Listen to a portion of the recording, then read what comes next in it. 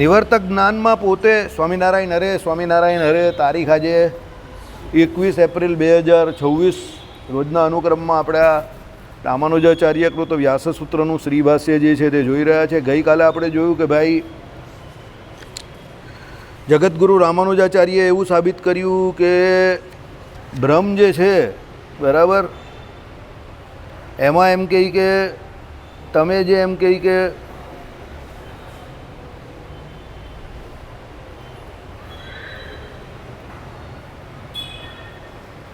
કાલે કાં અટકેલા એ યાદ નહીં આવતું.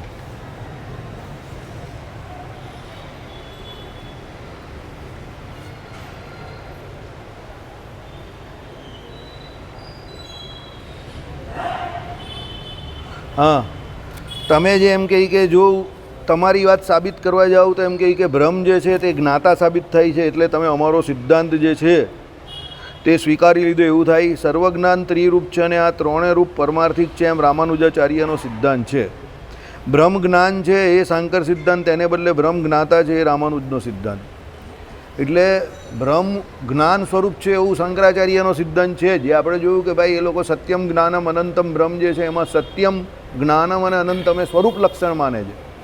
હવે રામાનુજાચાર્ય શું કહે છે તો સત્યમ જ્ઞાનમ અને અનંતમ એ ત્રણ ભગવાનના એટલે બ્રહ્મ જે છે એનું વિશેષણ છે. એટલે તમે સત્યમ કેવું જ્ઞાનમ કેવું કે અનંતમ એ વિશેષણ થયા, તો એ વિશેષણના જ્ઞાતા કોણ? તો એ બ્રહ્મ પોતે, એટલે એને જાણનારા પોતે. દાખલા તરીકે મને કોઈ એમ કહે કે હું જાડો છું, તો જાડો છું એ જાણનારો કોણ? તો હું પોતે. બરાબર, તો એ જ્ઞાતાપણું થયું મારું કે ભાઈ મારા સિવાય હું જાડો છું, પતલો છું, સામેવાળો જાડો છે, પતલો છે, આ બધું જે જાણું તે હું મારા જ્ઞાતાપણા દ્વારા જાણું છું. સમજો, હું મારા સ્વરૂપને જે જાણું છું એ મારું જ્ઞાન સ્વરૂપ પોતે છે એટલે જાણું છું.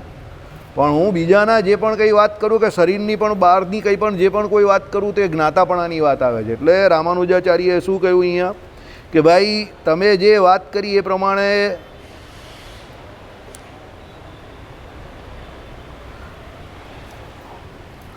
સકળ પદાર્થ નથી એવું જે જ્ઞાન તમે બતાવો છો એ જ્ઞાનનો જ્ઞાતા કોણ? તમે કેવું જ કે આ બધું જે સબર બ્રહ્મ ભરેલા છે તો એમાં એમ કહે કે બીજો કોઈ પદાર્થ નથી, તો એ જ્ઞાનને જાણનારો એવો કોણ છે જ્ઞાતા? બરાબર, જ્ઞાતા પણ અધ્યાસરૂપ મિથ્યા કલ્પિત છે એમ તમે કહેશો, પણ એમ નહીં કહેવાય. હવે તમે કહો કે ભાઈ જ્ઞાતા જે જાણનારો છે તે પણ કલ્પિત છે, પણ એમ કહી નહીં શકાય, કારણ કે કોઈ પણ કલ્પિત વ્યક્તિ કોઈ પણ બીજી ઘટના ઘટેલી હોય એની સાબિતી નહીં આપી શકે. તમે કોઈ જગ્યા પર જાઓ અને તમે કહો કે ભાઈ એ જગ્યા મેં જોઈ, તો એ જગ્યા જોઈ તો તમે હકીકતમાં જોઈ હોય તો જ તમે કહી શકો કે તમે જોઈ. તમે એમ કહો કે પેલા એ જોઈ, તો પછી પેલો પણ કોઈ વ્યક્તિ છે, પણ તમે એમ કહે કે કોઈકે જોઈ, તો કોઈકે કોણે જોઈ? તો કોઈકે જોઈ એમાં પણ કોઈ તો છે જ, પણ જોઈ એવું કેવું તમે ખાલી? તો એમ કે કોણે જોઈ, તરત જ સવાલ થાય. સમજો, તો એ કોણે જોઈ એમાં જ્ઞાતાપણું સિદ્ધ થાય કે કોણ તરીકે જ્યારે કોઈ હુંપણાવાળો વ્યક્તિ એટલે જાણનારો વ્યક્તિ હોય તો જ એ પેલો વિષય જણાય. એટલે રામાનુજાચાર્યએ શું કહ્યું? જ્ઞાતા પણ અધ્યાસરૂપ મિથ્યા કલ્પિત છે એમ તમે કહેશો તો એ નહીં કહેવાય. એમ હોય તો જ્ઞાતાનો નિષેધ કરવાનો હોવાથી એ નિવર્તક જ્ઞાનનું કર્મ થાય, એટલે કર્તા, એટલે નિવર્તક જ્ઞાનનો કર્તા જ્ઞાતા ન બની શકે. જ્ઞાતા તે બ્રહ્મનું સ્વરૂપ જ છે એમ તમે કહેશો, પણ એમ કહેતા હોવ તો એ જ્ઞાતૃત્વ એટલે નિવર્તક જ્ઞાનમાં આવેલું જ્ઞાતૃત્વ તે ખરેખર બ્રહ્મનું સ્વરૂપ જ છે કે બ્રહ્મ અધ્યસ્ત કલ્પેલું છે. આ બધું જે નિવર્તક જે કંઈ કહે છે તે શું છે તે પહેલાં સમજી લઉં. તમે બધા અટવાયા કરતા હશો આમાં. અવિદ્યા જે છે એનું નિવારણ કરે તે નિવર્તક. તો હવે એ નિવર્તક જ્ઞાનનો જ્ઞાતા કોણ? તો એ બ્રહ્મ પોતે. સમજ્યા મારી વાત? એટલે અવિદ્યાને જે દૂર કરે ને પછી હું બ્રહ્મ છું એવું જે નિવર્તક જ્ઞાન થયું, તો એ જ્ઞાન કોને થયું? તો બ્રહ્મને પોતાને થયું. તો એને જાણનાર કોણ? તો બ્રહ્મ પોતે. તો બ્રહ્મ પોતે જ્ઞાતા થયો ને. તો બ્રહ્મ પોતે જ્ઞાતા થયો તો પછી તમે બ્રહ્મને એકલું જ્ઞાન સ્વરૂપ માનો છો અને જ્ઞાતા નહીં માનતા, તો એમાં ભેદ આવી ગયો. બસ એવું અહીંયા સાબિત કરે છે. ભાષા બધી અઘરી છે, પણ આમાં એવું કહેવા માગે છે. એ રામાનુજાચાર્ય શું કહે છે કે ઓરિજિનલ જે બ્રહ્મ તમારું છે તે તમે જ્ઞાન સ્વરૂપ કહો છો. તો નિવર્તક જ્ઞાન એમાં જે થયું, કયું નિવર્તક જ્ઞાન? કે ભાઈ હું બ્રહ્મ છું એવું એને જ્ઞાન થયું, અને આ વિદ્યા મારામાં જે છે તે એમ કહે કે ખાલી કલ્પેલી છે, તો એવું એનું નિવારણ કરનારું મારું જ્ઞાન એવું થયું મને કે હું બ્રહ્મ છું એવું. તો એ નિવર્તક જ્ઞાન થયું હું બ્રહ્મ છું એવું, તો એને કેવી રીતે થયું? તો એમાં એનું જ્ઞાતાપણું સિદ્ધ થાય છે. એ કેમાં? એ રિયલ છે કે અધ્યાસ કરેલું છે કે એ ખાલી કલ્પેલું છે? બરાબર. એટલે રામાનુજાચાર્ય એની પોતાની વાતમાં જ અદ્વૈતીઓની એમાં એને ગોળ ગોળ ગોળ ગોળ ફેરવે છે. શું?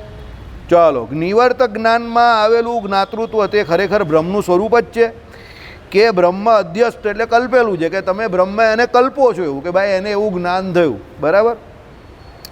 અધ્યસ્ત છે એમ કહેતા હોવ તો હા, અધ્યાસ, અને એ અધ્યાસથી ઉત્પન્ન થતી બીજી અવિદ્યા. અધ્યાસ થયેલું એટલે શું? અંદર કલ્પેલું. એટલે તમે જો એનું જ્ઞાતાપણું ત્યાં કલ્પેલું હોય તો એ બ્રહ્માથી એમ કહે કે બીજી અવિદ્યા ઉત્પન્ન થાય. બરાબર. નિવર્તક જ્ઞાનના એટલે વિષય એટલે ની પ્રદેશની બહાર હોય, કાયમ રહે છે, અને એ અધ્યાસ અને અવિદ્યાનું બીજું નિવર્તક જ્ઞાન માનશો તો તે પણ ત્રિરૂપ એટલે જ્ઞાન, જ્ઞેય, વિષય અને જ્ઞાતાવાળું હોવાથી જ્ઞાતાની એમાં પણ જરૂર રહે છે. તમે જ્યાં પણ એમ કહી કે એમ કહું કે ભાઈ આ નિવર્તક જ્ઞાન જે છે તેમાં જ્ઞાતા છે, તો જ્ઞાતા હોય એટલે એમ કહી કે એમાં ત્રણ વસ્તુ આવી જ જાય. જ્ઞેય આવી જાય, જ્ઞાતા હોય એટલે એનો વિષય હોય કોઈ. બરાબર. અને એ જે વિષય હોય એનું જાણપણું હોય એટલે જ્ઞાન હોય. તો જ્યાં જ્ઞાતા, જ્ઞેય અને એનું જ્ઞાન, આ ત્રણ વસ્તુ આવી જાય તો તમે પછી જે બ્રહ્મને એકલું જ્ઞાન સ્વરૂપ જ માનો છો એ તમારો સિદ્ધાંત ખોટો થઈ જાય. તો પછી રામાનુજાચાર્ય કહી છે અમે કે એ જ કંઈ થાય છે. તમે જે એમ કહો છો કે બ્રહ્મને અવિદ્યાને દૂર કરવા માટે એનું નિવર્તક જ્ઞાનની જરૂર છે, કે ભાઈ હું બ્રહ્મ છું એવું એને ખબર પડવી જોઈએ અને મારામાં જ્ઞાન રહેલું છે. કારણ કે એનામાં જ્ઞાન રહ્યું હોય અને હું બ્રહ્મ છું એવું એ માને તો જ એની પેલી અવિદ્યા દૂર થાય. એ સાહજિક રીતે તો હોય નહીં. જો એ સાહજિક રીતે હોય તો એ અવિદ્યાની પાસે જાય જ કેવી રીતે? સમજો, અવિદ્યા એનામાં ગઈ કેવી રીતે? તો જ્યારે એનામાં અવિદ્યા ગઈ એ બ્રહ્મને વિશે, એટલે એ પોતે અજ્ઞાનમાં આવી ગયો. હવે અજ્ઞાનનું નિવારણ કેવી રીતે થાય? કે જ્યારે એને એવું જ્ઞાન થાય કે હું બ્રહ્મ છું. તો હવે એને એવું જ્ઞાન થાય છે હું બ્રહ્મ છું, તો એ એને એમ કે જ્ઞાતાપણું થયું ને, કોઈએ એને કહ્યું કે કોઈના દ્વારા સાંભળ્યું કે ગમે તે, તો એમાં એનું જ્ઞાતાપણું સિદ્ધ થયું. હવે જ્ઞાતાપણું સિદ્ધ થયું એટલે એમાં એનો જ્ઞાનનો વિષય કોણ હોય? હું બ્રહ્મ છું. તો બ્રહ્મ છું એવું જાણવા માટે હું જ્ઞાન સ્વરૂપ એટલે હું જ્ઞાનવાળો છું એમ જાણવા માટે એને એનું પોતાનું હું પણ થયું, અને એનો વિષય પેલો જ્ઞાન થયો. હવે વિષય જ્ઞાન થયો, એ પોતે જ્ઞાતા થયો, હું એટલે બ્રહ્મ પોતે જ્ઞાતા થયું અહીંયા, અને એમાં એનું જ્ઞાન એટલે એનું જાણપણું થયું કે ભાઈ હું પોતે બ્રહ્મ છું, હું પોતે પોતાને જાણું છું, અને આ વિદ્યા મને ખોટી એમ કહે કે કલ્પેલી, અધ્યસ્ત થયેલી એટલે વળગેલી છે. તો એ તો એમ કહે કે અમારું સિદ્ધાંત સાબિત થઈ ગયો ત્રિરૂપવાળો. કયો? સર્વજ્ઞાન ત્રિરૂપ છે અને ત્રણેય રૂપ પારમાર્થિક છે એમ રામાનુજાચાર્યનો સિદ્ધાંત. બધું જ્ઞાન જે દુનિયામાં છે તે કેવું છે? ત્રિરૂપ જ છે. ત્રણ રૂપ વગર જ્ઞાન સિદ્ધ નહીં થઈ શકે. ત્રિરૂપ એટલે શું? જ્ઞાન, જ્ઞાતા અને જ્ઞેય. તમે એમ કહો કે ભાઈ જ્ઞાન છે તો તરત જ પૂછે પેલો કયા વિષયનું જ્ઞાન, કઈ વસ્તુનું જ્ઞાન? એટલે એ જે વસ્તુનું જ્ઞાન હોય એ જ્ઞેય થયો, વિષય થયો. તમે કહ્યું કે જ્ઞાન એટલે શું, તો તમે એને જાણ્યું તો એમ કે હા કેવું હતું? તમે કહ્યું કે આ ગૌમુખી. તો ગૌમુખી તો કયા રંગની ગૌમુખી? તો લાલ રંગની ગૌમુખી. કેવી છે? તો વેલ્વેટની છે. એમાં તમે શું કરો? તો કંઈ માળા ફેરવો છો. ભાઈ એ જાણ્યું કોણે? તો મેં જાણ્યું. તો જાણપણું કોનું? ગૌમુખીનું. એટલે ગૌમુખી વિષય. જાણનાર કોણ? તો હું પોતે જ્ઞાતા. અને શું થયું? એનું જ્ઞાન થયું, એટલે એ જાણ્યું. તો એ કોઈ પણ સામાન્ય ગૌમુખી જેવી બાબતમાં પણ જો આ ત્રિરૂપ જ જ્ઞાન થાય છે તો જગતમાં એવો કોઈ પણ પદાર્થ હોય કે કોઈ પણ વસ્તુ કે વિવેક કે વ્યક્તિ કે કોઈનો પણ વિવેક કે સાર કે કંઈ પણ તમે ગ્રહણ કરો ત્યાં આ ત્રિરૂપને તમારે ગ્રહણ કરવું જ પડે. જ્ઞાન, જ્ઞાતા અને જ્ઞેય. અને એના વગર તમે કોઈ દિવસ જ્ઞાનનો વ્યવહાર ન કરી શકો. એટલે તમે નિવર્તક જ્ઞાનની પણ જ્યાં વાત કરો, કયું નિવર્તક જ્ઞાન? કે ભાઈ પેલી અવિદ્યા જે છે તે એને બ્રહ્મને વળગેલી છે, કલ્પેલી. તો એ નિવર્તક જ્ઞાન માટે પણ તમારે આ પ્રમાણે ત્રિરૂપ જ્ઞાનના સ્વીકાર કરવો પડે. એટલે શું કહ્યું? જ્ઞાતાની એમાં જરૂર રહે છે, અને એ રીતે એક પછી એક જ્ઞાતા કલ્પતા અનવસ્થા થાય છે. બ્રહ્મનું સ્વરૂપ એ જ જ્ઞાતા જેમ કહેતા હોવ તો અમારો સિદ્ધાંત તમે સ્વીકાર્યો. હવે તમે એમ કહો કે બ્રહ્મનું સ્વરૂપ જ જ્ઞાતા પણ છે, તો તમે અમારી વાત સ્વીકારી લીધી છે. કારણ કે રામાનુજાચાર્ય તો પોતે કહે જ છે કે બ્રહ્મ જ્ઞાન સ્વરૂપ પણ છે અને જ્ઞાતા પણ છે. તો તમે નિવર્તક જ્ઞાનમાં જ્ઞાતા તરીકે કહેતા હોવ તો પહેલું બ્રહ્મ જ્ઞાતા તરીકે કેવી રીતે નહીં હોય? અને તમે એ જ સ્વીકારો છો તો પછી તો એમ કહે કે કોઈ પ્રશ્ન લડવાનો રહ્યો જ નથી. સમજ પડી ગઈ? સમજો. તમે બધા શૂન્ય થઈ ગયા છો. મને લાગ્યું કે કામ બહુ કરો ને તમે લોકો. ભાઈ સામે પેલું આવેલું જ ને, ભાઈ પરિશ્રમ કરીને પેલો જીવ થાકી જાય છે, પરિશ્રમમાં એને કંઈ સુખ મળતું નથી. અને પુણ્ય કરે છે તે પુણ્ય પણ અંતે તો એમ કહે કે પાપ જેવું જ છે એના માટે, કારણ કે એ પુણ્ય અર્જિત કરવા માટે એ જે પરિશ્રમ કરે છે એ પરિશ્રમમાં એને બહુ થાક લાગે છે અને બહુ કંટાળી જાય છે. પુણ્ય કરીને પાછો દેવતા બને ને ગમે તે બને પણ પાછું આ લોકમાં આવવું પડે અને પુનરપી જન્મમ પુનરપી મરણમ, એટલે વિષય ભોગ કરીને પણ એ જીવ તો છેલ્લે થાકે જ છે. એટલે એને પુણ્યમાં પણ મજા નથી અને પાપમાં પણ મજા નથી. બરાબર. આજે જ મારા બાપુજીને મેં સવારે આખો નરનારાયણ દેવનો ભુજનો પાટોત્સવ અત્યારે બપોરે દેખાડ્યો, યુટ્યુબ ઉપર હતો, આખો છે, જોઈ લેજો તમે. 3 કલાક ને 15 મિનિટનું છે. નરનારાયણ સ્મૃતિ મહોત્સવ કે એવું કંઈ લખેલું છે, યુટ્યુબ પર જોઈ લેજો. આજનો આખો લાઈવ પાટોત્સવ બતાવે છે. મારા બાપા કહે કે ત્યાં જઈને જવાની કોઈ જરૂર જ નથી, કેટલી ભીડ છે, આવા દર્શન તો એ લોકોને પણ નહીં થતા હશે. પેલો ચગડાઈ જાય કગડાઈ જાય આ તે, અહીંયા બેઠા બેઠા કેટલું સુખ આવે. આ ઉપર પંખો ચાલે જ, નીચે સોફા પર બેઠેલો જ ને આ માળા ફેરે મસ્ત નરનારાયણ દેવના દર્શન આટલા નજીકથી થાય છે. મહારાજશ્રીએ ત્યાંના આખો પાટો એ જે અભિષેક કર્યો, મારા બાપુજીએ કલાક સુધી દર્શન કર્યા, રાજીના રેડ થઈ ગયા, સમજી ગયા. હવે એમના માટે એ જ બરાબર છે. આમ પણ કંઈ ઘરની બહાર નીકળાતું નથી તો એ શાંતિથી ભજન કરીએ જ બરાબર છે. કહેવાનું તાત્પર્ય શું છે? પરિશ્રમ કરીને પણ જીવને છેલ્લે દુઃખ જ પ્રાપ્ત થાય છે જો ભજન નહીં કરતો તો. એટલે ભજન કરવું બહુ જરૂરી છે, સમજો. બરાબર. પરિશ્રમ કરીને ફક્ત ને ફક્ત દુઃખ ને કષ્ટ જ પ્રાપ્ત થાય છે. કારણ કે છેલ્લે સુકૃત કરે, પછી વિષય ભોગ કરે, પછી પાછો આવે, પછી પાછો જાય, પાછો આવે, પાછો જાય. આ 2 દિવસની સામે એ જ ચાલે છે. અરે પુણ્યની પણ ના પાડે છે. એમાં એવું કહે છે કે પુણ્ય કરીને પણ પાછું અહીંયા જ આવવાનું જ તમારે, કારણ કે સુકૃતનું ફળ સુખ ભોગવે એટલે પાછો પાપ કરે, પાછો નરકમાં જાય, પાછો આવે. આ લોકોએ કેટલો પરિશ્રમ કર્યો ઢોલ વગાડવાનો. સવારે ઢોલ વાગી ગયા, હવે અહીંયા આવીને બેસી જાય. બરાબર. અઠવાડિયું વગાડ્યા ને ઢોલ. બરાબર. હવે એ ઢોલ કેમ વગાડવા જતા હતા? અહીંયા બેઠા બેઠા ઊંઘ આવતી હતી એટલે એમને કંઈ નવું કરું ચાલો, એ ત્યાં ઢોલ વગાડવા ગયા. મને કોઈ દિવસ એવી ઈચ્છા થઈ જ કે ઢોલ વગાડું? મને કોઈ દિવસ એવી ઈચ્છા થઈ કે ઢોલ વગાડું છું? કેમ નહીં થતી? હું જ્યાં છું ત્યાં સુખી છું, સમજો. એ ઢોલ વગાડી એનો હું વિરોધ નહીં કરતો, પણ એમને આના કરતાં વધારે ઢોલ વગાડવામાં માલ મનાયો હશે એટલે ઢોલ વગાડવા ગયા. પણ મને આમાં જ માલ મનાયો હોય તો હું ઢોલ વગાડવા શું કામ જાઉં? સમજ પડે છે? સિદ્ધાંત પકડજો, વાત નહીં પકડતા. ઢોલ વગાડવાનો હું વિરોધી નથી, પણ એ ભાઈને જ કેમ એવું સૂઝ્યું કે હું ઢોલ વગાડવા જાઉં? તમારામાંથી બીજા કોઈને સૂઝ્યું કે હું ઢોલ વગાડવા જાઉં? કેમ? તમને આમાં ખબર છે કે આમાં માલ મનાયેલો જ ને, આમાં શાંતિથી એક ભાઈ અહીંયા આવીને વાંચી જાય જ ને સમજાવે છે, આપણે શાંતિથી બેઠા બેઠા સાંભળવાનું કે ઊંઘવાનું. તો એ કામ સારામાં સારું છે, તો પછી ઢોલ વગાડવા કે બીજી માથાકૂટ કરવા કેમ જઈએ? ગોટ ધ પોઈન્ટ, સમજો. પણ એ ભાઈને શું છે, આમાં રસ પડતો નહીં હતો એટલે એમને કંઈ નવું કરવું હતું એટલે એ ત્યાં વગાડવા ગયા. સમજ્યા? તમને જ્યારે જે કરી રહ્યા છો કે જે થઈ રહેલું છે એમાં ઓછપ કે ઉણપ દેખાય ને એટલે તમને કંઈ નવું કરવાની ઈચ્છા થાય. મને કંઈ અસર થાય જ વર્ષોથી? આ સંજય તું મને કેટલા વર્ષથી જાણે છે આમને આમ જ? કોઈ બહાર જાય, કોઈ અંદર જાય, કોઈ ઉપર ચાલ્યો જાય, કોઈ નીચે, મને બધા આવીને કહી ગયા આમ થશે.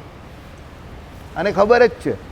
એક ભાઈ મારી પાસે અઠવાડિયું ટ્રેનિંગ લઈ ગયા મારા ઘરે, મારું માથું ખાઈ ગયા. સંજયભાઈ મારા ઘરે આવ્યા સોમથી શનિ, અને એના પછીના સોમવારે છોડીને ચાલ્યા ગયા. ફોન કર્યો કે હવે નથી આવવાનો સાહેબ. કંઈ નહીં, હું મારા કામ પર પાછો લાગી ગયો. સંજય કે પેલો અઠવાડિયું માથું ખાઈ ગયો, તમારું આટલું બધું કરી ગયો, તમને કંઈ અસર નહીં થઈ? મેં કહું ના, હું મારું કામ કરતો હતો, એનું કામ કરતો હતો, એને કંઈ સારું મળી ગયું, ચાલ્યો ગયો. બીજા સોમવારથી હું મારા ધંધે લાગી ગયો, વિચારમાં પડી ગયો. મને કહી કે યાર જબરું છે, તમને તો કંઈ ચિંતા જ નથી. એ ગયો તે કંઈ નહીં. મેં કહું આવ્યા હતા, ગયા, એનું કામ કરીને ચાલ્યો ગયો. બસ એના ભાગ્યમાં આટલું જ લખેલું, 7 દિવસ. આપણે શું ટેન્શન? આવવાવાળો આવે, જવાવાળો જાય, આપણે શું ચિંતા? જેને જ્યાં જવું હોય ત્યાં જાય. એક વસ્તુ યાદ રાખજો, તમે જે કરો છો એમાં તમને સંતોષ હોવો જોઈએ, બસ. એટલે વાત પૂરી. જિંદગી આ જ છે. બીજાનું જોવામાં દુઃખી થવાનું જ નહીં કે બીજો કાં ગયો, શું કરે, ક્યાં જાય છે. એ તાજમહાલ પર જઈને ઝંડો ફરકાઈ આવે ને આપણે શું ટેન્શન? એને તાજમહાલ લખીને આપી દઉં તો લે ભાઈ તાજમહાલ તારો છે, જા, બસ લખી દીધો મેં. માં લખવાથી એનો થઈ જતો હોય તો લખી દીધો, લે, મને શું ફરક પડે છે? મુમતાઝ મહેલની કબર બી તારી, જા. હા, આપણે ફોટો પર આવી દેવાનો કે ભાઈ લે ભાઈ મુમતાઝ મહેલ આજથી આની જા ભાઈ. સમજી ગયા તમે? મારી વાત સમજો, લોજિક, જીવનનો લોજિક સમજો. તમે જે કરો એમાં સુખ માનો, એમાં સંતોષ માનો તો સુખ આવશે. અપૂર્ણતાનો ભાવ રાખો, બસ બધું બરાબર જ છે. ભગવાને કરેલું બધું બરાબર જ હોય. ભગવાન કરે ન્યાય જ હોય. ભગવાન મારી જોડે અન્યાય ન કરે એવું વિચારવાનું. ને ભગવાન મારી આસક્તિ તોડાવવા માટે જ મને આવું કરે છે કે પેલો અઠવાડિયા સુધી મારું માથું ખાય અને સોમવારે એ ચાલ્યો જાય, પછી એને ફિલ્ડમાં લઈને ગયો ત્યારે જ ચાલ્યો ગયો. એ કંઈ મને સાહેબ મને બહુ સારું મળી ગયું, મેં બહુ વેરી ગુડ, બેસ્ટ લક. એવા તો કેટલા લોકો ચાલ્યા ગયા હશે, મને કંઈ અસર નહીં, હું મારું કામ જ કર્યા કરું. આને પણ કાલે મેં કહેલું, મને કાલે કહેલું કે કાલે મારું લાવતા નહીં, મારે એક જગ્યા પર જમણવારમાં જવાનું છે. મેં ગોપાલને કહ્યું, મેં કહું આજે આ ગરીબ બનવાનો છે. નસીબ સારું અત્યારે કે સામે જઈ આવ્યો, બાકી 9 વાગ્યા સુધી લટક્યા કરી દે. સમજી ગયા? એટલે હું તમને કહું, છેડછાડ નહીં કરો. જીવન જ્યાં છે જેવું છે એને શાંતિથી જીવ્યા કરો, જોયા કરો. બહુ ભવિષ્યની ચિંતા નહીં કરો, બહુ ભૂતકાળનો દુઃખને વાગોળ નહીં કરો કે આમ થઈ ગયું તેમ થઈ ગયું. અત્યારે આ છે, ખાઈ પીને લહેર કરો, ભજન કરો. કોણ ચિંતા કરે છે? બરાબર. શું છે જો આજે ઢોલનો અવાજ આવતો બંધ થઈ ગયો, કેટલું શાંતિ લાગે છે. જો હા, તમે, હું કંઈ ખરાબ નહીં બોલતો, તમે જોઈ લો. બધાને, એટલે બધાને હથોડા જ લાગતા હતા, એટલે કેવા બધાને હથોડા જ લાગતા હતા અહીંયા બેઠેલા. કારણ કે આ સત્સંગમાં ધૂમ ધૂમ ધૂમ અવાજ આવ્યા કરે, જબરજસ્તી સાંભળવા પડતા. ચાલો કંઈ નહીં, શાંતિ શાંતિ શાંતિ શાંતિ શાંતિ.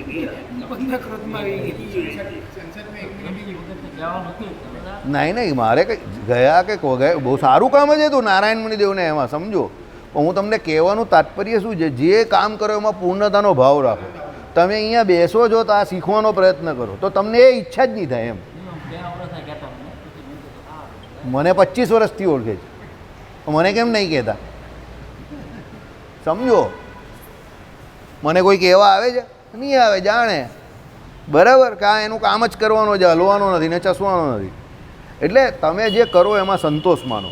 રામાનુજાચાર્ય અહીંયા એ જ વાત કહી છે કે ભાઈ અમે જે કહીએ છીએ એ જ વાત છે કે જ્ઞાન સ્વરૂપ જે છે પરમાત્મા, એ એની જોડે જ્ઞાતા પણ છે જ, તમે સ્વીકારો કે ન સ્વીકારો. એટલે આપણે જે કરીએ છીએ એમાં આપણે શાંતિથી સુખ માનો, ભજન કરો ભગવાનનું, બીજી ચિંતા કરવાની કોઈ જરૂર નથી. ચાલો, નિવર્તક જ્ઞાનમાં પોતે કરતા હોય એમ ન બની શકે, કારણ કે કોઈ આગળ નિવર્તક જ્ઞાન પોતે અને એ જ્ઞાનમાંનો જ્ઞાતા બંને ભ્રમથી વ્યતિરિક હોવાથી નિવર્ત્ય પદાર્થ એટલે નિવર્તક જ્ઞાનથી જેની નિવૃત્તિ કરવાની છે તેમાં એમનો સમાવેશ થાય છે. એમ કહેવું તે પૃથ્વી વ્યતિરિક્ત સર્વ દેવદત્તે છેદી નાખ્યું. એમાં છેદન ક્રિયામાં રહેલા છેદન કરનારો અને છેદન ક્રિયાનો છેદ્ય પદાર્થમાં સમાવેશ કરીએ અને એ જેવું હસવા જેવું થાય તેવું આ હસવા જેવું થાય. શું છે તે સાંભળો. ક્રિયાને અને કર્તાને કર્મમાં સમાવવાનો જેવો યત્ન તેવો નિર્વાહ, તેવો જ્ઞાન એટલે નિવર્તક અને જ્ઞાતાને જ્ઞેય નિવર્ત્યમાં સમાવવાનો યત્ન સમજવો. સમજો, ક્રિયાને અને કર્તાને કર્મમાં સમાવવાનો પ્રવેશ. હવે દાખલા તરીકે હું તમને એમ કહું કે આ ભાઈ માળા ફેરવે છે. કોણ? મનીષભાઈ માળા ફેરવે છે. બેઉ મનીષભાઈ માળા ફેરવે છે, બરાબર છે. એટલે આમાં કોઈ ચોખવટ કરવાની જરૂર નથી. ક્રિયા શું છે? માળા ફેરવવું, બરાબર છે. ક્રિયા કરી કોણ રહેલું છે? કરતા મનીષભાઈ. હવે તમે માળા કરી રહેલા છો, બરાબર છે, તો આમાં શું કહે છે? ક્રિયાને અને કર્તાને કર્મમાં સમાવવાનો જે એવો યત્ન. હવે તમે જે કરી રહેલા છો તે કરી, એમાં કર્મમાં આખા સમય નહીં ગયા, તમે માળાથી જુદા જ છો. કર્મ કરી રહેલા છો, તમે માળા પણ નથી અને તમે માળાની અંદર ઘૂસી પણ નહીં ગયા, પણ તમે માળા ફેરવી રહેલા છો. સમજો. એટલે કહેવાનું તાત્પર્ય શું છે રામાનુજાચાર્યનું કે ક્રિયા કરનાર જે કર્તા જે છે તે, એ જે ક્રિયા કરે તે અને એનો જે વિષય, આ ત્રણ જે છે તે બધી અલગ અલગ બાબત છે. એક કર્તા છે, એક એનું કર્મ છે અને એનું કર્મ જે છે તે કોઈ વિષયને અનુરૂપ છે. હવે એ વિષય એટલે સબ્જેક્ટ, બરાબર. એટલે તમે દાખલા તરીકે મનીષભાઈ કરતા માળા ફેરવે છે અને માળા ફેરવે છે અને ભગવાનનું ભજન કરે છે, તો મનીષભાઈ પોતે માળા પણ નથી. સમજો કે માળા પોતે મનીષભાઈ નથી. આઈડિયા આવે છે? પણ હવે અદ્વૈત વેદાંતિઓ શું છે, બધું ગોળ ગોળ ગોળ ગોળ બધું સબર ભ્રમ ભરા એમ કરીને બધું ભેગું કરી નાખે છે. એટલે રામાનુજાચાર્ય શું કહે, ભાઈ બધું ભેગું નથી. ક્રિયા જે છે તે અલગ છે, એનો કરનારો કરતા પણ અલગ છે, અને જે ક્રિયા કરવાનું જ્ઞાન છે તે પણ અલગ છે, એનું જાણપણું. એટલે ત્રણે ત્રણ પોતપોતાના હિસાબે જુદા જુદા છે. હવે એ ક્રિયા સંભવે ક્યારે? જે પેલા કરતાને એનું જ્ઞાન હોય ત્યારે સંભવે. તમને પહેલી વખત કોઈએ માળા કરતા શીખવાડ્યું, પછી જ તમને એ માળા કરતા આવડું ને. સમજો. એટલે શું કહ્યું? ક્રિયાને અને કર્તાને કર્મમાં સમાવવાનો જે યત્ન, તેવો જ્ઞાન એટલે નિવર્તક જ્ઞાન, અને જ્ઞાતાને જ્ઞેય એટલે નિવર્ત્યમાં સમાવવાનો યત્ન સમજવો. એટલે વિષયની અંદર પેલો કર્તા અને કર્મ બંનેને આખા ઘુસાડી દેવા, એવો ખોટો દુઃસાહસ જે કરવું, એ કામ એમ કહે કે શું છે, અદ્વૈત વેદાંતમાં કરેલું છે. બરાબર? અદ્વૈતને તમે ભૂલી જાઓ. તમે આપણે યાદ રાખો, આપણે શું કહીએ છીએ? કર્તા અલગ છે એટલે જ્ઞાતા, જ્ઞેય એટલે કોણ છે? વિષય અલગ છે, અને એનું જે જાણપણું જે છે તે પેલા કર્તાને છે. એટલે એ જાણપણું પણ કેવું છે? એ પેલા કર્તા જોડે જોડાયેલું છે. પણ એ જાણપણું કેવું હોય? અલગ અલગ વિષયોનું અલગ અલગ જાણપણું પેલાને થાય. સમજો, આ મુકુંદભાઈ છે, આ બે મનીષભાઈ છે. આ મુકુંદભાઈ અને આ બંને મનીષભાઈ, હું આ ત્રણ વ્યક્તિને ઓળખું છું. પણ ત્રણ વ્યક્તિનું જે જાણપણું મારી જોડે છે તે અલગ અલગ વ્યક્તિનું અલગ અલગ રીતે છે. હવે સમજ પડી હું જે કહેવા માગું છું તે? હું બધા વ્યક્તિઓને જાણું છું અહીંયા બેઠેલા, પણ એ બધા વ્યક્તિનું જાણપણું જે મને છે તે અલગ અલગ વ્યક્તિથી બધાનું અલગ અલગ છે. સમુદાયમાં જાણવું એ અલગ વાત છે કે ભાઈ બધા નારાયણ મુનિદેવ સત્સંગ મંડળમાં આવીને રોજ બેસે છે, પણ મૂળભૂત વાત શું છે? બધાને હું અલગ પણ મારી રીતે જાણું જ છું. હવે જાણનારો હું એકલો હું છું, અને જેને જાણું છું તે બધા અલગ અલગ વ્યક્તિ છે, પણ એ બધાને હું અલગ અલગ રીતે જ જાણું છું. સમજ પડે છે? તો ભાઈ પેલા કલ્પેશભાઈ છે, ભાઈ આ મનીષભાઈ છે, આ મનીષભાઈ છે, ભાઈ આ પેલા ધનસુખભાઈ છે, આ સંજયભાઈ છે, આ હેમંતભાઈ છે, આ આપણા મેહુલભાઈ છે, આ વિજયભાઈ છે. આ બધાને હું ઓળખું છું, ને આ બધાની ઓળખાણ મારી પાસે અંદર અલગ અલગ છે. હવે કરતા જાણનારો એક જ છે, અને તમને બધાને જાણવાની ક્રિયા જે છે તે જાણનારો અંદર એક જ જણ ક્રિયા કરી રહેલો છે, આત્મા મારો. પણ બધાને તમે બધા જે અલગ અલગ વિષય જો છે મારા માટે અત્યારે, એ બધા વિષયને હું અલગ અલગ રીતે ઓળખું છું. કે ભાઈ આ કાંતિ કાકા છે, ભાઈ આ એમનો છોકરો છે, ભાઈ આ પેલો પાછળ છે તે બીજો મનીષ છે, ભાઈ આ પેલા પાછળવાળા ભાઈ આ મુકુંદ છે. આ બધાને હું અલગ અલગ ઓળખું. સમજ પડે છે બધાને? સમજો, તમે બધા પણ પોતપોતાના હિસાબે કરતા જ છો, પણ હું બધાને ઇન્ડિવિજ્યુઅલી અલગ અલગ કરવું ઓળખું. એટલે તમે બધા મારા માટે વિષય છો, અને તમને બધાને હું જે જાણું તે અંદર મારી અંદર એ જાણપણું રહેલું છે. સમજ્યા? હવે એ જાણપણું જે રહેલું છે તેને જાણનારો કોણ? તો મારો આત્મા, એટલે જ્ઞાતા પોતે. બસ આ રીતે જ્ઞાનનો વ્યવહાર થાય છે. આવું રામાનુજાચાર્ય કહે છે. ત્યારે અદ્વૈત વેદાંતમાં બધું શેરભેર કરી નાખેલું છે, ગોળ ગોળ કરી નાખેલું છે. હવે સમજી ગયા તમને? આપણે આ યાદ રાખવાનું છે. ભલે અલગ અલગ વ્યક્તિને તમે ઘણા બધાને ઓળખો છો, પણ એમાં જ્ઞાતા તો તમારો જીવ એકલો જ છે. સમજજો, તમારા માટે વિષય ઘણા બધા છે. દાખલા તરીકે ગ્રહસ્થાશ્રમી છે, તેના માટે કેટલા બધા વિષય છે. સવારથી ઉઠે તો રાત સુધી તમારા જીવનમાં કેટલા બધા વિષય હોય. તો તમે એ બધા વિષયોને જાણો છો ને? તમે એ બધા વિષયોને જાણો છો, તો એ વિષય બધા જુદા જુદા છે, પણ તમે કરતા તો એક જ છો, જ્ઞાતા તો એક જ છો. અને એ જેટલા વિષય તમારા યોગમાં હોય એ બધા વિષયને તમે જાણો છો. તો એ બધાને જાણો, તેમાં તમે શું અંદરથી શું કહેવાય? હું જાણું છું, હું જાણું છું, હું જાણું છું, હું જાણું છું. તો વિષય ગમે એટલા હોય, એને જાણવાવાળો હું છું. હવે જે હું છે તે, એટલે તમે પોતે છો તે, સમજો. અને પેલું જાણપણું તમારું, એ પેલા વિષયની અંદર થોડું ઘૂસી જાય છે આખું. હું તમને બધાને જાણું તો હું તમારા બધાની અંદર થોડો ઘૂસી ગયો છું. રામાનુજાચાર્ય આ કહે છે. શું? ક્રિયાને અને કર્તાને કર્મમાં સમાવવાનો જે યત્ન કરવો, યત્ન એટલે કેવો? તેવો જ્ઞાન એટલે નિવર્તક જ્ઞાન, અને જ્ઞાતાને જ્ઞેય એટલે એમાં નિવર્ત્યમાં સમાવવાનો યત્ન સમજવો. એટલે જે વિષય છે એની અંદર પેલાને જ્ઞાતાને સમાઈ દેવાનો જે છે, એમ કે એવો દુષ્પ્રયત્ન તમે કરી રહેલા છો. આવું કોણે કહ્યું? રામાનુજાચાર્યએ કહ્યું. તમને આ ભલે નહીં સમજ પડે, બહુ ટેન્શન લેતા નહીં, કારણ કે અદ્વૈતનું છે, આપણે એમાં બહુ રસ રાખવાની. જ્ઞાતા પોતે અધ્યસ્થ હોય, અધ્યસ્થ એટલે કલ્પિત હોય, અને પોતાનો જ નાશ કરવાના નિવર્તક જ્ઞાનમાં પોતે કરતા હોય એમ ન બની શકે. જ્ઞાતા પોતે કેવો અધ્યસ્થ એટલે કલ્પિત થઈ ગયો છે, તો એ પોતે પોતાનો જ નાશ કરનારા નિવર્તક જ્ઞાનમાં પોતે કરતા હોય એમ ન બની શકે, કારણ કે કોઈ પોતાનો નાશ કરવા માંગતું નથી. એનો જ્ઞાતાનો નાશ એ બ્રહ્મ સ્વરૂપ જ, એટલે બ્રહ્મ પોતે જ છે એમ માનશો તો ભેદ દર્શન અને તેથી ઉત્પન્ન થતી અવિદ્યાની કલ્પના કાંઈ સંભવશે જ નહીં. માટે વિધાતાએ જેને મારી મૂકેલા છે તેવા ઉપર હથોડા મારવા શા માટે? કારણ કે ભેદાધિક જ્ઞાતાનું અસ્તિત્વ માંગી લે છે, અને તમારા માન્યા પ્રમાણે તો જ્ઞાતાનો વિનાશ સર્વદા સિદ્ધ જ છે, કેમ કે જ્ઞાતાનો વિનાશ તે બ્રહ્મ પોતે જ એમ કહો છો, એટલે ભેદાધિક સી રીતે સંભવશે? રામાનુજાચાર્ય આટલું ખંડન કરીને દયા આવે છે, એટલે મુવાને શું મારવો? શાંકર સિદ્ધાંતને વિધાતાએ મારી ચૂક્યો છે, એટલે એની ઉપર હવે વધારે હથોડા મારવા શું?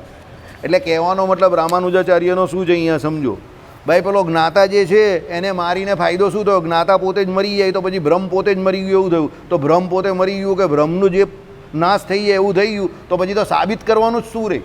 એટલે રામાનુજાચાર્ય કે ભાઈ તમારા સિદ્ધાંત પ્રમાણે જોવા જઈએ ને તો પેલા બ્રહ્મ ઉપર જ અવિદ્યા વળગે, તો એ અવિદ્યાએ કરીને બ્રહ્મ પોતાને જ ભૂલી જાય, તો પછી સાબિત કરવાનું કંઈ રહે નહીં. એટલે છોડો તમારો સિદ્ધાંત એમ કરીને એ લોકોને આપણે કહે ને જામીન પર છોડ દે, એમ કરીને જામીન પર રામાનુજાચાર્યએ છોડી દીધા પછી કે જાઓ ભાઈ, તમારા સિદ્ધાંતમાં કંઈ સિદ્ધ થાય એવું નથી.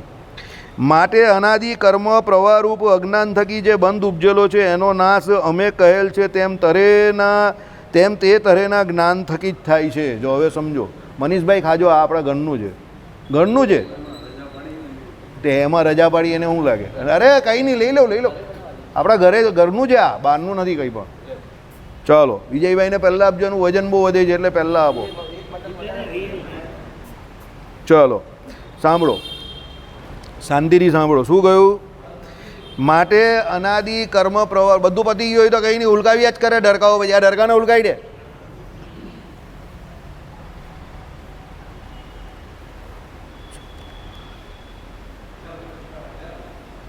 ચાલો, અને એ જ્ઞાનની ઉત્પત્તિ એટલે શું કહ્યું? અનાદિ કર્મ પ્રવાહ રૂપ અજ્ઞાન, એટલે જે આપણે અનાદિ જીવ પેલો કર્મ કરતો આવેલો છે, અને એને કારણે આ બધા અજ્ઞાનને કારણે આ બધા એના જન્મ મરણ આ બધું થયા કરે છે. સમજો, એને કારણે એને આ બધા બંધન થયેલા છે, બરાબર છે?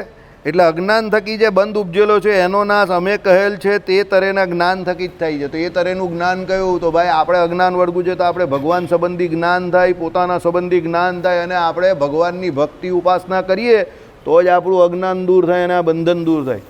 હા ચાલુ કરો, ચાલુ કરી દેવું, ચાલુ કરી દેવું તમે લોકો. ચલો, અને એ જ્ઞાનની ઉત્પત્તિ હરદિન કરવામાં આવતા પરમ પુરુષના આરાધનરૂપી આત્માના યથાર્થ જ્ઞાન થકી સંસ્કાર પામેલા એવા વર્ણાશ્રમને ઉચિત કર્મો કર્યાથી થાય છે. આવી ગયું ને? શું થયું? તમને જે અજ્ઞાન એ અજ્ઞાન વળગેલું છે, અજ્ઞાનની દૂર કેવી રીતે થાય? હવે આપણો સિદ્ધાંત છે, આમાં સમજવા જેવું છે. તો એ જ્ઞાનની ઉત્પત્તિ હર દિન કરવામાં આવતા પરમ પુરુષના આરાધન રૂપી આત્માના યથાર્થ જ્ઞાન થકી નિજાત્માનમ બ્રહ્મરૂપમ દેહત્રય વિલક્ષણમ વિભાવ્ય તેન કર્તવ્ય ભક્તિય કૃષ્ણસ્ય સર્વદા. એટલે આ બ્રહ્મરૂપ થઈને એ ભગવાનનું ભજન કરવાથી જ તમારું એ અજ્ઞાન દૂર થશે. એટલે રામાનુજાચાર્યએ શું કહ્યું? તમે એમ માનો કે મને અવિદ્યા વળગી છે, અને પેલો બ્રહ્મ પોતે એમ કહે કે પોતે પોતાના એમ કહે કે જ્ઞાતા તરીકે એમ કહે કે અવિદ્યા વળગી છે, અને પછી પાછો એ જ વિચારે કે ભાઈ મારામાં જ્ઞાન થયું એમ કરીને એનું અવિદ્યા એટલે જે અનાદિ એને જે એમ કહે કે અજ્ઞાન વળગેલું એ દૂર થઈ જાય, એવું નથી. એ બ્રહ્મને તો અજ્ઞાન વળગે જ નહીં. આ તો જીવ પોતે અનંત કોટિકાળથી આ માયામાં અટવાયા કરે છે, અને ઘણા બધા એણે જે કર્મો કરેલા છે એ અજ્ઞાનને કારણે એને આ બંધન થયું છે. ને એ બંધન એનું જાય ક્યારે? જ્યારે એ સત્પુરુષ થકી સત્શાસ્ત્રોના જ્ઞાન થકી એવું સમજે અને સાંભળે કે હું પોતે જીવ છું અને આ ભગવાન છે, અને એ ભગવાનની રોજ ઉપાસના કરે તો એમ કહે કે એનું આ અનાદિ અજ્ઞાન જે છે તે દૂર થશે. ત્યાં સુધી દૂર થવાનું નથી. એટલે શું કહ્યું કે વર્ણાશ્રમને ઉચિત કર્મો કર્યાથી થાય છે. એટલે એ જ્ઞાન વર્ણાશ્રમના કર્મો કર્યાથી થાય છે. કર્મો એટલે શું? એ કર્મો ઉપર આત્મજ્ઞાનનો સંસ્કાર પડવો જોઈએ. અર્થાત કે આત્મજ્ઞાની પુરુષ જેવી સમજણથી એ કર્મો કરે તેવી સમજણથી કરવા જોઈએ. જ્ઞાન કર્મ સમુચ્ચય, જ્ઞાન અને કર્મ સમુચ્ચય એટલે આત્મજ્ઞાની પુરુષ જે પ્રમાણે કર્મ કરે એમ આપણે કર્મ કરવાના છે. તો આપણે આત્મજ્ઞાની છે ખબર કેવી રીતે પડે? તો સવારે પહેલી આજ્ઞા કઈ છે આપણા માટે? સવારે કઈ છે? બ્રહ્મ મુહૂર્તમાં ઉઠવું. આપણે ઉઠીએ છીએ બ્રહ્મ મુહૂર્તમાં? ઓકે, એટલે આપણે આત્મજ્ઞાની નથી, આપણે દેહાભિમાની છે. શરૂઆત જ થઈ ગઈ. એટલે આત્મજ્ઞાની પુરુષ શું કરે? જ્ઞાન કર્મ સમુચ્ચયવાદ. એકલું જ્ઞાન લઈને નહીં બેસી જાય કે બ્રહ્મ મુહૂર્તમાં ઉઠવું એવું નહીં. કર્મ પણ જોડે કરે એટલે બ્રહ્મ મુહૂર્તમાં ઉઠી જાય. જો બરાબર સમજી ગયા? એટલે શું કહ્યું અહીંયા? અર્થાત આત્મજ્ઞાની પુરુષ જેવી સમજણથી એ કર્મો કરે તેવી સમજણથી કરવા જોઈએ. એટલે બ્રહ્મ મુહૂર્તમાં ઉઠવું તો આપણે ઉઠી જવું જોઈએ. પછી શું કહ્યું? અને એ આત્મજ્ઞાન તે પરમ પુરુષના આરાધન રૂપ હોવું જોઈએ. બ્રહ્મ મુહૂર્તમાં ઉઠ્યા પછી શું કરવાનું છે? બોલો મનીષભાઈ. ભગવાનનું શું કરવાનું છે? પહેલાં પથારીમાં સ્મરણ કરવાનું છે. ભક્તિ સાથે જ્ઞાનની એકતા. ઉઠી ગયા એ શિક્ષાપત્રીની આજ્ઞા છે, એ જ્ઞાન છે. પણ ઉઠ્યા પછી શું કરવાનું છે? ભગવાનની ભક્તિ કરવાની છે. ઉઠીને કંઈ પછી પેપર વાંચવાનું છે કે પછી પેલો કસરત કરવા જાય જીમમાં, પછી પેલો દોડવા જાય ગાર્ડનની અંદર, એ નહીં કરવાનું. એ તો દેહાત્મ બુદ્ધિનું પોષણ કરનારું છે. એ તો અવિદ્યા છે, એ તો બુદ્ધિ નહીં, કુબુદ્ધિ છે. અરે જલ્દી નાહી ધોઈને શારીરિક ક્રિયા કરીને જેમ બને તેમ જલ્દી મારા ભગવાનનું સ્મરણ કરું, ભજન કરું, સ્નાન કરું, ત્રિકાળ સંધ્યા કરું, સૂર્યનારાયણના આરાધ્ય ચડાવું, ગાયત્રી મંત્રનો જપ કરું, યજ્ઞ યાગાદિક કરું. બહુ મોટો ગ્રહસ્થ હું તો બ્રાહ્મણોને 5 બ્રાહ્મણોને રોજ દાન દક્ષિણા માટે ઘરે બોલાવું. દ્વારિકાધીશની જેમ ધોતિયું પહેરીને બેસું ને એ લોકોને દાન પુણ્ય કરું અને પછી મારા જીવનની શરૂઆત કરું દેવ દર્શન કરીને આવીને. આ યથાર્થ જીવન. કેટલા લોકો આટલું કરે છે? પછી પાછા એમ કે ધન્ય ગ્રહસ્થાશ્રમ. હું ધન્ય ગ્રહસ્થાશ્રમ? સાયકલ પર ગ્રહસ્થાશ્રમ તારો ને તું કે ધન્ય ગ્રહસ્થાશ્રમ. મારી વાત સમજ્યા? એટલે ધન્ય ગ્રહસ્થાશ્રમ આ પ્રમાણે શાસ્ત્રોમાં કહ્યું એ પ્રમાણે છે. ભાઈ દાન પુણ્ય બધું કરવાનું છે, પણ એ જોડે ભગવાનનું ભજન નહીં છોડવાનું. ભક્તિ તો કરવાની જ છે. સમજો તો તમારું અનાદિ અજ્ઞાન જે છે તે દૂર થશે. બરાબર? હું તમને કાયમ કહું છું, હું મજબૂત છું એ વાત નથી. સમજો, એવું વિચારો કે તમે કમજોર છો. ઘણા લોકો મને કહે કે તમે બહુ કઠોર વાક્ય બોલો છો, કે તમે બહુ વધારે પડતી મજબૂતાઈ બતાવો છો. મેં કહું હું મજબૂત નથી, તમે કમજોર છો. તમારે થોડા મજબૂત બનવાની જરૂર છે. હું તો સામાન્ય વ્યક્તિ જ છું, પણ તમે લોકો જરા વધારે નબળા થઈ જાઓ છો એટલે તમને એવું લાગે છે કે હું વધારે મજબૂત છું. બાકી હું મારી જાતને મજબૂત નહીં માનતો. બરાબર? ચલો, તેમાં કેવલ એટલે એકલા જ્ઞાન વિહીન કર્મ અલ્પ અને અસ્થિર ફળ આપે છે. જ્ઞાન વગરના કર્મ જે છે આ દુનિયા આખી દોડી રહેલી જ ને માયા પાછળ. ધન પરમાત્મા સંબંધી કોઈ જ્ઞાન નહીં, આત્મા સંબંધી. કર્મ તો બધા કરે, સવારથી માંડીને સાંજ સુધી 12 વાગ્યા સુધી કામ કરનારા પણ છે લોકો. બરાબર? તે કેવા લોકો ગયા? અલ્પ અને અસ્થિર ફળ આપનારા છે બધા. આ લોકનું થોડું સુખ આપે ને અસ્થિર ફળ આપે, એમાં કંઈ પ્રાપ્ત નહીં થાય. અને એટલું એ ભજન કરતો હોય તો ભગવાનના ધામમાં પહોંચી ગયો, એકદમ મોટું અને સ્થિર ફળ મળી જાય એને. બરાબર? ચલો, અને ફળ ઉપર દ્રષ્ટિ રાખ્યા વિના કરેલા પરમ પુરુષના આરાધનરૂપી કર્મો ઉપાસનાત્મક જ્ઞાન ઉપજાવીને એ દ્વારા બ્રહ્મના ખરા સ્વરૂપનું અનુભવરૂપી અનંત અને સ્થિર ફળ આપે છે. જો આવી ગયું, ભગવાનની પાસે બીજું કોઈ ફળ નહીં માંગો, આરાધના કરો, ભજન કરો, તો એ કેવું ફળ આપે? તમને સ્થિર અને અનુભવરૂપી ભગવાનના ખરા સ્વરૂપનું અનુભવરૂપી અનંત ફળ આપે. ઉપર જઈને અક્ષરધામમાં એ ભગવાનની મૂર્તિ સામે ભગવાનનો આનંદ માનતો જાય અને સ્થિર ફળ તાથી અપુનરાવર્તી એવા ધામમાં જાય એટલે પછી નીચે આવે જ નહીં. બરાબર? હવે આવતીકાલે પાછા આપણે અહીંયાથી આગળ વધશું. અત્યારે હવે સભાને વિરામ આપીએ. શ્રીપતિમ શ્રીધરમ સર્વદેવેશ્વરમ ભક્તિધર્માત્મજમ વાસુ. આવી રહ્યો મનીષ આપવામાં.